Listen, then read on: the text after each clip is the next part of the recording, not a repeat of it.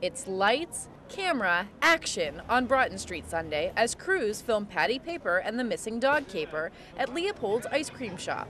Local agencies say movies filmed in Savannah have a huge economic impact, and director Chris Helton says he hopes to bring more films to the area. It's kind of one of those things where you say, if I can do it, if I can bring somebody here and show them that it's easy enough to do it, we have the resources, we have the people, and we have no more excuses.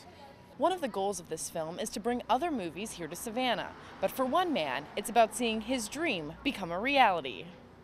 Billy Dixon wrote the book that the movie is based on, and he'll have a cameo in the big screen version. I can't tell you how cool it is. It's really neat. It's something that you always hope will happen, but you don't really expect it, and to see it happening now has been a great experience for me.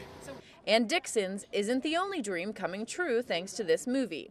Local girl Rosanna Lucia scored the lead in the film. Amazing. It just feels so cool because this is what I want to do. I want to be an actress, and this just made my dream come true.